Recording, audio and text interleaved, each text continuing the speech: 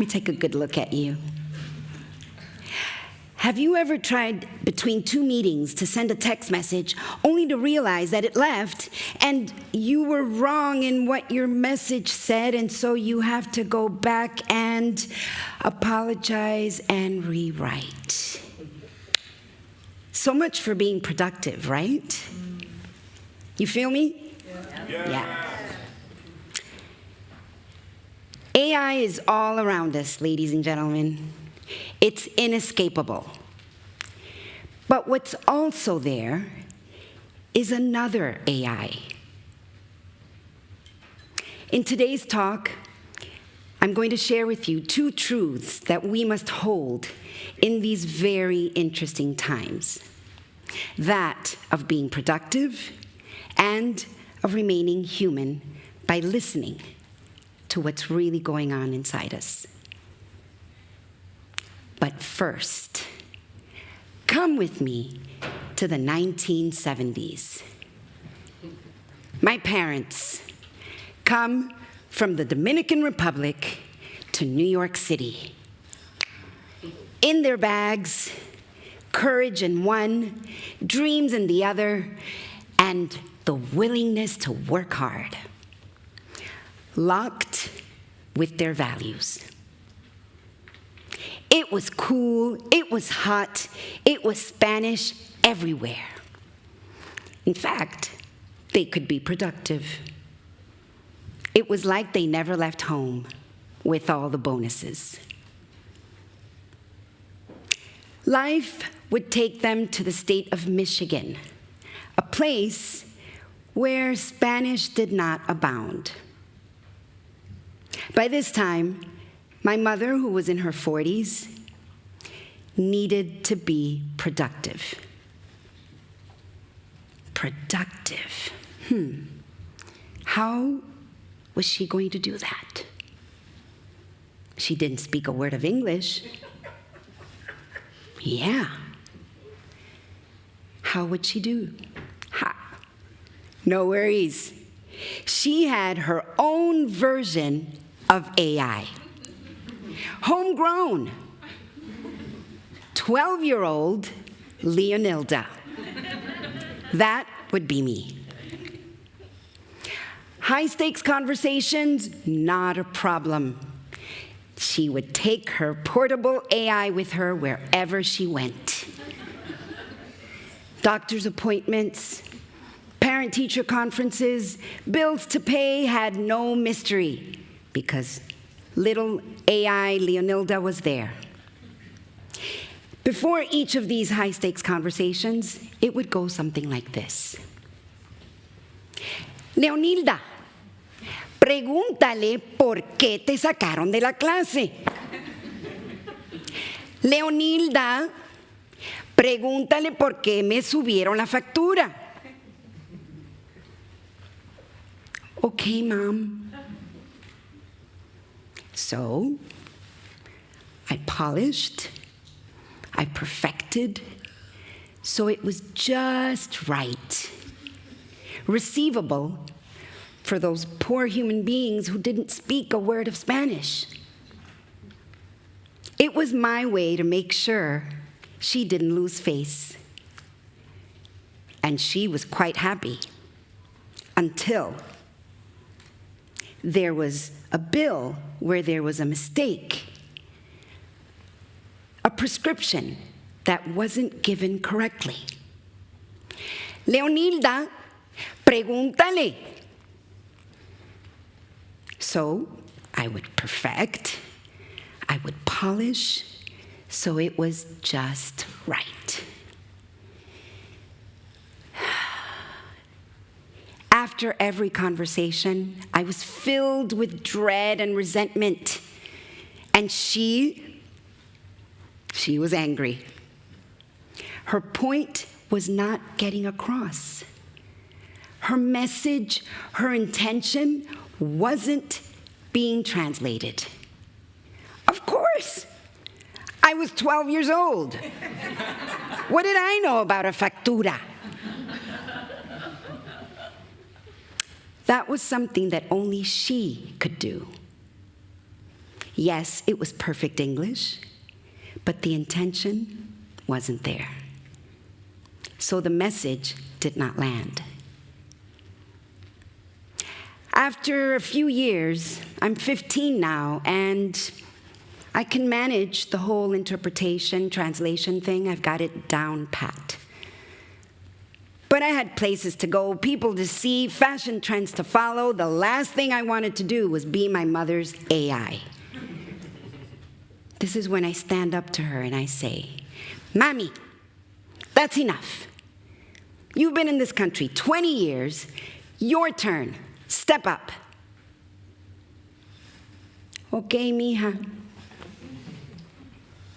Disappointed, she accepted the challenge. Years later, I come back to visit to Michigan. By this time, I'm a mom, I'm a teacher, a speaker. Still perfect English, I think. And I overhear her on the phone with a customer service representative.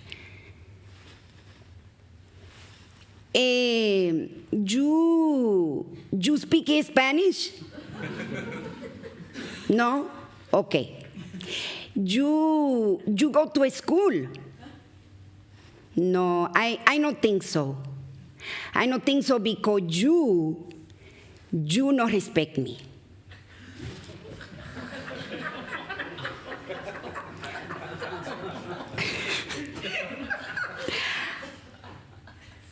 You not respect me. I want to talk to your manager. Yeah, right now, please. Whoa, Mommy, what did you just do? Me, with my perfect English, I could have never dared to do something like that. Well, her wrong was righted. She was able to speak to that manager. She got her message across. That day, she did two things for me. She modeled what self-listening really looks and sounds like, even if it's not perfect. And she also taught me, by modeling it, how to teach it to others. This is the point of my mother's story. In the age of AI, in our race for productivity to stay ahead, we are cutting ourselves from the voice that tells us what's important to us, why it matters, and who we are. In fact, we know more about AI and everything it can do for us in staying productive in our jobs, in our roles, in our trips that we want to take. But when it comes to sharing how we feel about something, the vocabulary isn't really there. Now, I speak from experience. First, myself and my clients. And actually, it's not only my clients. Turns out there's something called authenticity. Does it sound familiar? Yeah. That word, after crazy and public speaking, is the third scariest word in the workplace today. Meanwhile, we're cutting ourselves from important data. Research tells us, from Hayes personnel who conducted a survey with 5,000 respondents, that 1/3 of the people in the workplace don't feel safe being authentic. Not only is it being authentic, but it's saying what you really feel about something. Now, feeling is all good, Leonilda, but what does that have to do with me? It has everything to do with all of us. In these very interesting times, things are going at the speed of light. Progress is going at the speed of light without asking for permission. And we ask ourselves, is it okay to be this way at work? Is it okay to say this in the meeting?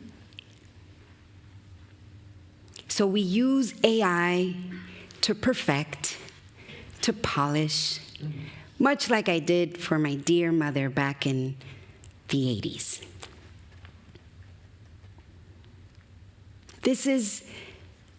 What does this mean in our everyday lives? To be authentic. That other AI that's inside us, that other AI that has not been tapped into. Otherwise, we wouldn't have 40% of the workforce not feeling safe to speak up. This looks like being silent in meetings. It looks like resorting to AI to perfect that email before it goes. This looks like managers leading with a third less ideas.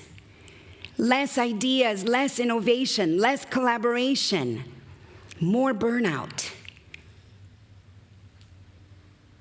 more disengagement. Meanwhile, that other AI is in there, screaming, waiting for us to open the door. Now, my mother, with her value, the value that was important to her, the value for which she left her country, was the value of fairness. This fairness wasn't being respected. It needed to be heard. This is why she asked to speak to your manager. It didn't matter if it was perfect or not. What mattered was understanding what she was feeling, how she can address it, and how to reframe it. Why reframe it? Because that is going to give her momentum for other high-stakes conversations. This is something that I like to call, in 3 steps, name it, claim it, and reframe it. Something that I understood later on because I thought, what powered that courage for her to actually speak up and not ask for another translator, but to do it herself? What powered her courage was the ability to name what she was feeling. I was feeling anger. My value was not respected. She claimed it by speaking to the representative and reframing so that she could do more of it. Reframing, ladies and gentlemen, is what helps us adapt our response. The fear of being authentically us is knowing, wait a minute, I can't be that crazy person at home as I am at work, or I can't be, right? So imagine all of that mental load that's happening in our brains as we do that. Imagine what workplaces would look like if we name it, claim it, and reframe it.